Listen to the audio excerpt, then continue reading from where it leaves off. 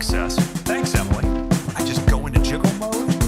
Down deep below the surface. Down deep below the surface. Full access. Thanks, Emily. I just go into jiggle mode. Down deep below the surface. Down deep below the surface.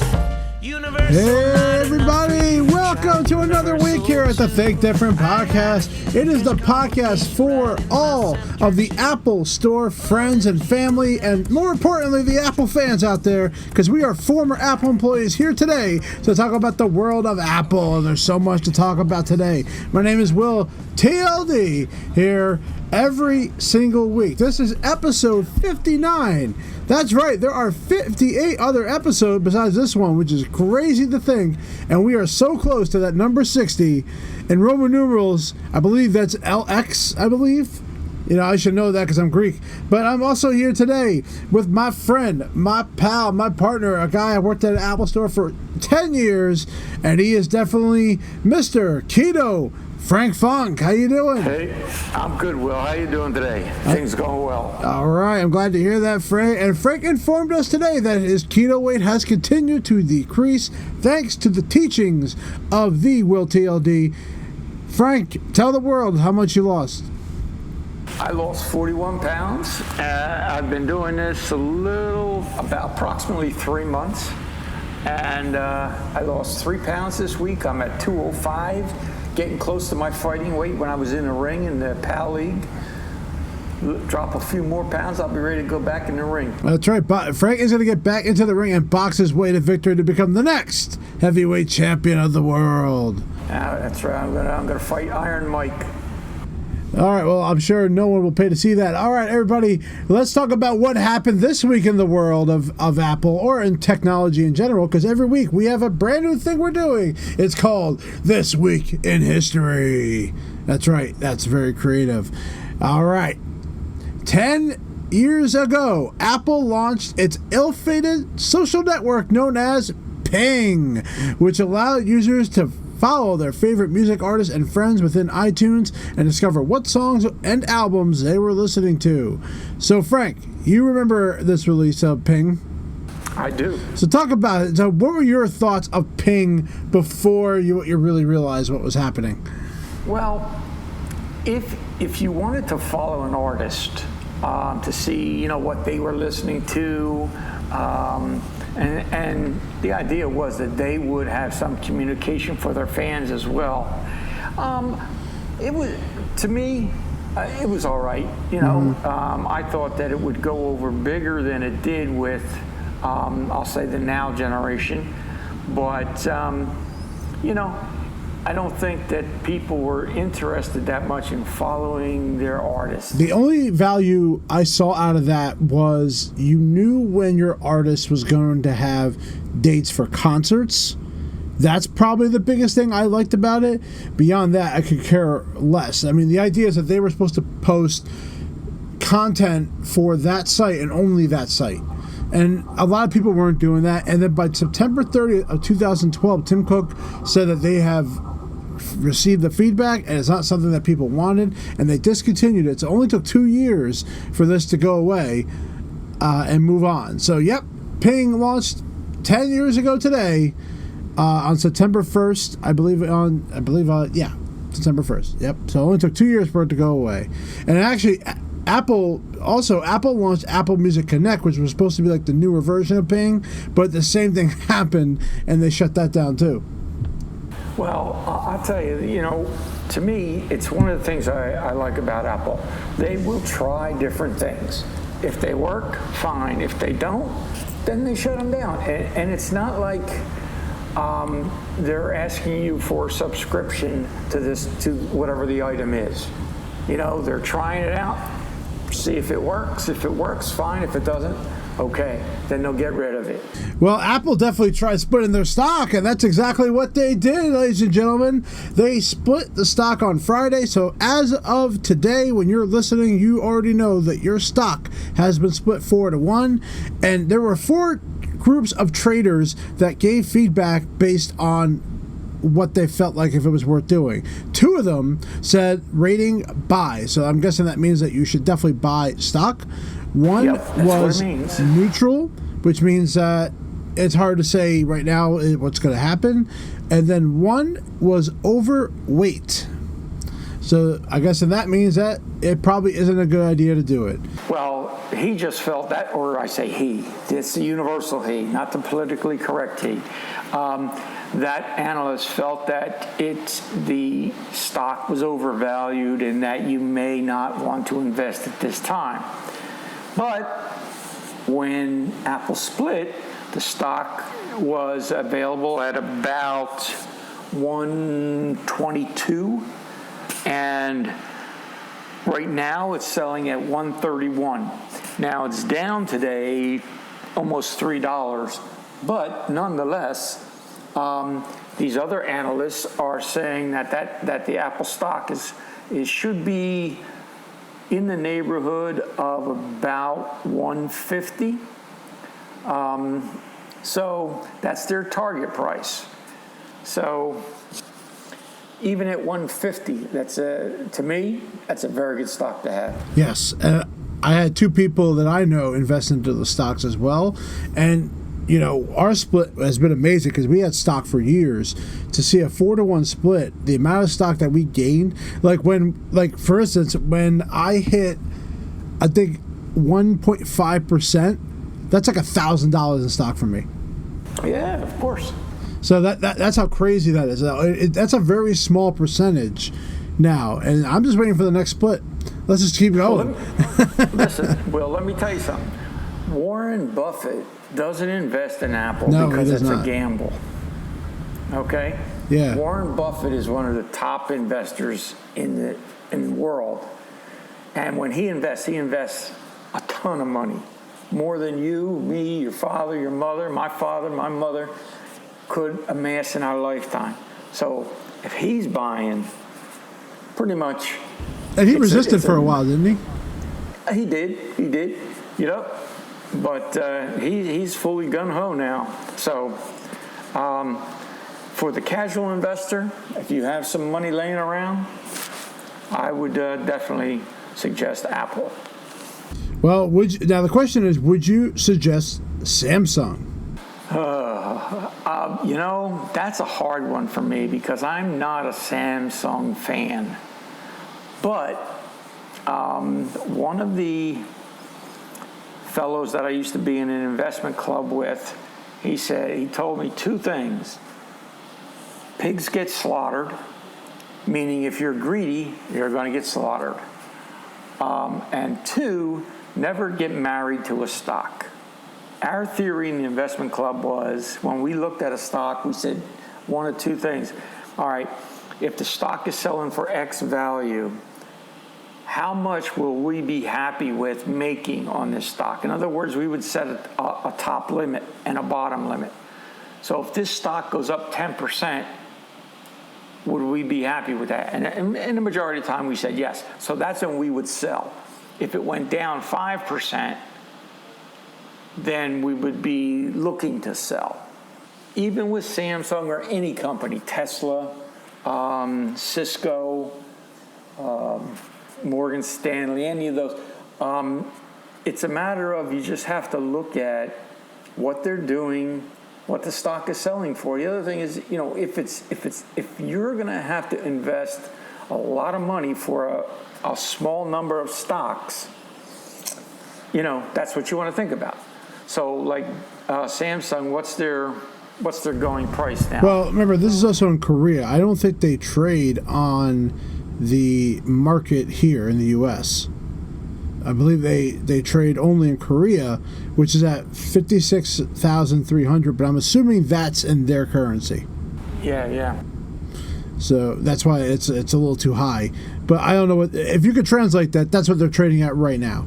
Of course, you have to be an international investor to do that. You'd have to get onto, but they do have a new product, Yes, and that's the big segue is that they announced their new foldable Android phone called the Galaxy Z Fold 2. Now, we remember this new Galaxy Fold came out last year. It was a pretty big thing because it was the first foldable phone that was going to be sold here, I believe, in the U.S., or at least a well-known phone. And it got a lot of problems with the first one that came out, especially the screen. I mean, there was a debris problem that got into the screen. There was the display was not real glass; it was more like a plastic. I actually did get to see that phone in person when I used to work at Sirius, and yeah, it was cool, but it's like, are you really going to use it? Well, they have improved this with a stronger hinge, better protection against debris, and it's a brand new design because remember, they started these foldable designs on other products. This is not the only one they've ever done it on. Right. But this is the big one. The biggest downside is that the storage went down. So the storage used to be 512, went down to 256, and you're paying roughly the same amount of price. I just don't see myself ever converting to a foldable phone. Now, the one side, the front of it, I should say, is a screen. So you can answer calls and just like you would on a non-foldable phone. Then you can fold or open it, I should say, and then you have what size is the screen when it's open?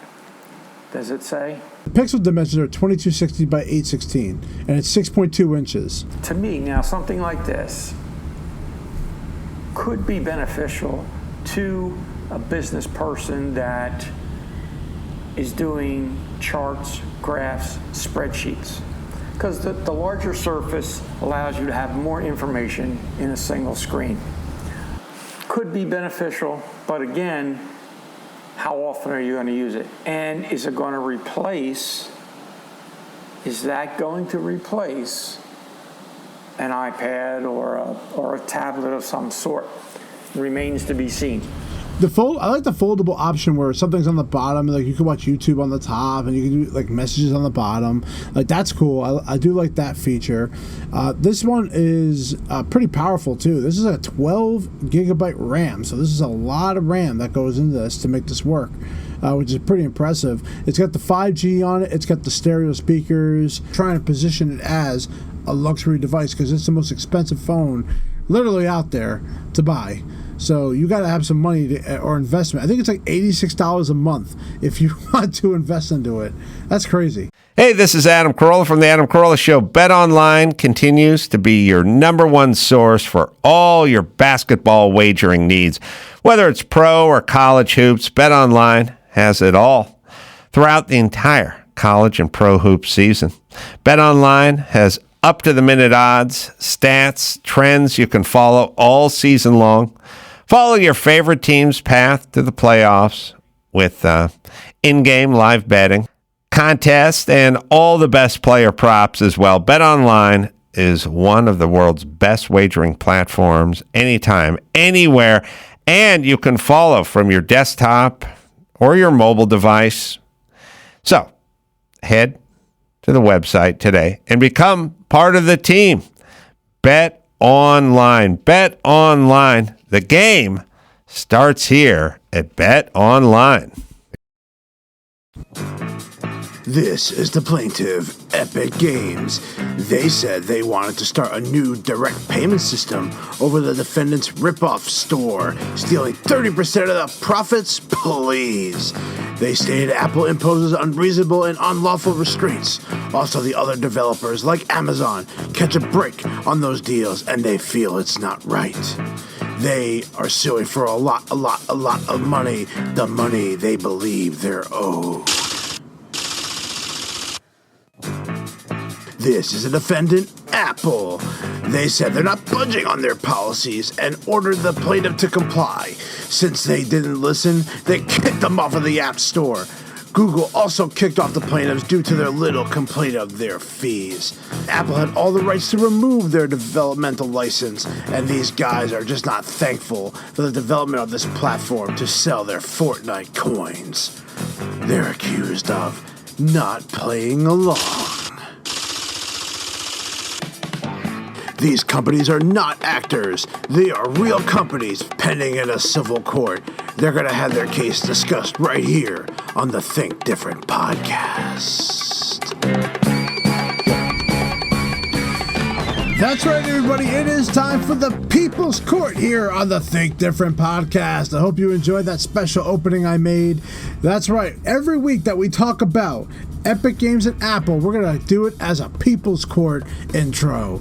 So let's talk about what happened this week in the war between Epic and Apple. This is a pretty big one because Apple warned that Epic Games developer account would be removed if they were not able to change everything about their app store to stop the direct payment system. Well, Fortnite is in violation of those rules, and Apple did indeed decide to remove their account off Apple. So it is officially announced that Apple terminated Epic Games developer account as of Friday, August 28th. Let's kind of back up now. Fortnite is trying to make a case in court. Let me just give you some facts and figures on the Apple side. Now, on Wednesday, Apple announced that it had paid $155 billion to developers since 2008. Now, Epic did not start in 2008 with the iPhone. So that's up $120 billion from January of 2019, which means that the company's app store had total sales maxing out at $50 billion in 2019. Assuming developers take 70% of the app sales, that means that it generated about $15 billion in revenue for Apple, according to CNBC. Now, based on those stats, it paid out $35 billion to developers in 2019. Just the App Store alone, okay, with those numbers, that means that the App Store would stand alone in the Fortune 500 as number 64. It would be ahead of Cisco and behind Morgan Stanley. Now, the reason I bring this up is because one of Epic's questions is, how did Apple give us 2 billion people or customers? Well, there is some information that tells you the Apple universe, the App Store, has billions of people that purchased from that store. Not just Epic apps, but other apps. The other thing that I want to bring up is that Epic entered into this contract willfully. It was not a special contract. That contract was no different than if the WFL created an app and they wanted to put it on the App Store. If you have in-app purchases and the price of that app, whatever you're charging for it, Apple gets 30%. So one developer is no different than the next. So from a judge's point of view, I don't see how they can argue with that. The other thing is Apple controlling a monopoly? And I look at it this way. Everything in the App Store has to meet Apple standards for a couple of reasons. One, privacy. They don't want a developer to sell the user's information to a third party. And it has to make sure, or wants to make sure, that there's no content that would be objectionable to their customers, whether they're children or seniors. And so I think Apple has a pretty good case now. Whether or not the Epic users are going to be satisfied with that, I don't know.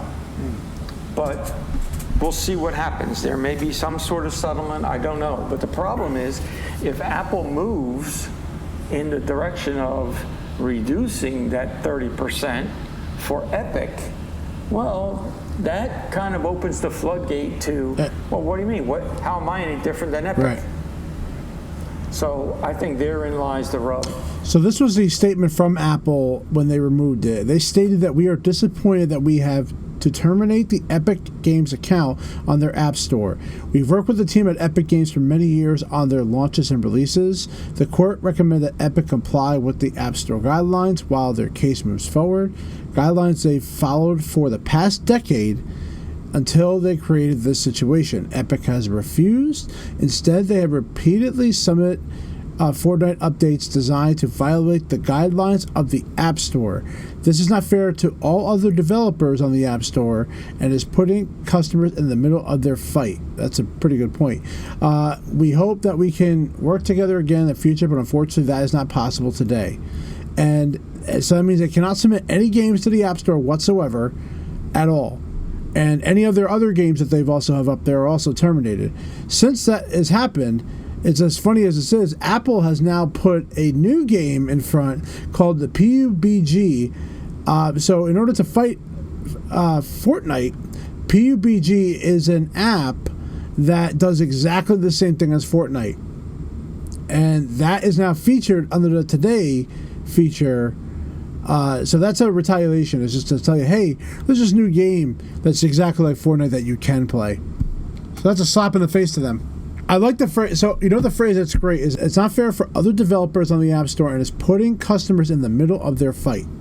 I love that line. That's a great line that the customer suffers for this. It's so different than, you know, when you have DirecTV and there's a contract dispute between like Viacom, so that means you lose CBS, you lose all these stations. It's exactly. Really like similar to that. That's what made me think of it. And it's like there's got to be some kind of an agreement somewhere where it finally happens. I think if Apple knocked down their price for everybody, you know, I'd be interested to see how much that would really hurt them. Obviously, they need to take something because they have an app store to run. They have to take something. Well, listen, if the app store generates $50 billion in 2019, and that's based at 30%, if they drop it down to what would be 20%. 20%. So you're going to drop it by 10%. So now you have 50 billion less 10%. That's a good chunk of change to just, you know, just to give people more money. Know. Yeah. Yeah. The bottom line is you have to price your product no different than I think like you go on Amazon. You know, Amazon takes out then we can make the sale number for Amazon customers and how much they're taking out of people who put the stuff on their store. They got to up their value. I don't know how much they take, but they take a good chunk of their money too. Yeah, of course. The other thing is too, Epic's alternative is go put it on some other store or develop your own store. Which I can't because Google won't let them on there. And the thing is, if that's the thing, then develop your own store. Well, now they have to put that infrastructure in place and that hardware in place. This is kind of like the same argument that Zuckerberg has with Apple. You know, to me, I wholly side with Apple in terms of against Facebook as well. I think even though Apple, you know, their objective is to make money like any other company, they don't sell their customers' data like Facebook does. And Zuckerberg has a big problem with that because, I mean, no matter how he slices it, the one product Facebook has is your information. He's selling your information, everything about you, where you go on Facebook, what you look at, products you look at, to third parties to send you more of that annoying spam. In response, Epic Games did publish a video. We talked about that last week, and it was a mock-up of Ridley Scott's 1984 Macintosh commercial. So Ridley Scott actually responded to that, and he actually liked the parody of it, I believe. So, yeah, so he actually liked the parody of it. This is his response to that ad. I'm sure Have and I wrote to them because on the one hand, I could be fully complimented by the fact that they copied my commercial shot for shot. But pity the message is so ordinary when they could have been talking about democracy or more powerful things and they didn't use it. I think the animation was terrific. The idea was terrific. The message was Oh, well, okay, there you go. So it was all about that Big Brother. So they feel like they love the animation, they like the parody of it. They just didn't think that the message came across very well. And that's hard to say. I mean, I think I got the idea of the message, though. Well, you know, the thing is this. Apple's a big company. And Really? listen, when you're at the top of the hill, everybody's taking shots at you. We talked about it last time. Apple has big pockets. So they're going to sue. They're going to do whatever they can to try to get money out of Apple because it's easier to pay people off than it is to fight the battle in court. And that's just a byproduct of being number one. Now, the only problem, not problem, but the one thing that Apple can actually say is that Apple is not necessarily number one in the smartphone market, in the computer market. So it's going to be very difficult for these companies to say that Apple has a monopoly because their market share for those items is not the highest. I think they should get off. I think they have to get off the monopoly part of it because you could never say that they're a monopoly. They're not the only app store out there. Android is just as big as iOS, maybe not as big, but it's definitely like there's just as many devices that pretty much have it. And to be honest, like they have to fight I think they have to bring up more that Apple is just taking too much away from from what they could be making as a profit, more so than a monopoly. And that's why then that makes them look like the greedy guys. Right. Exactly. That is true. You know, all you got to do is just charge your customers more. But then their argument is, well, you shouldn't have to charge customers more money than they're already being charged. Well, that's up to you. Now, Epic is stick to the contract you signed. Yes, and I mean, this is the same argument I have with athletes. Oh, I want to renegotiate my contract. Do you have the wherewithal to go into your boss and say, you know what? I want to renegotiate my salary. I want a raise. And your boss says, well, unfortunately, that's not going to happen. So what's your alternative? Are you going to sit out? If you stay home, what happens? You get fired. These athletes, they hang out, and guess what? They get paid anyway, right? We don't have that luxury. Right. You know what I'm saying? So what happened to living up to the letter of your contract that you signed in good faith? If you go on Mac Rumors, actually, they have a great timeline where it shows Epic Games versus Apple. You can see a timeline of events that have happened since this whole thing has started. They've done a very good job of breaking it down for you. So I would recommend you go check out their site. That's where we get a lot of our stuff anyway, is from Mac Rumors. So we thank them for the material that we follow off with. But I'm sure next week we're going to have something new to talk about against Epic versus Apple. But that is our show today, Frank. All right. We're all done for the week. Now, I have to close off by saying that as of this, what I haven't talked about in my past is back in July 8th, I actually had to take a severance package from SiriusXM. I was no longer working there, and it was a shame that it had to end the way it did, but I'm sure the fact that I wasn't at the office, the fact that I don't think I was well received by certain people there, I think all the clients loved me, but I don't think a lot of the upper area staff liked me, including my own manager, including the president of the company. So it kind of ended on those terms, but luckily I have now picked up a new job. I am now working for a school called the Avenues World School. It's a very high advanced school definitely for the upper class, but it's really nice, and I'm very Yeah, of course, absolutely.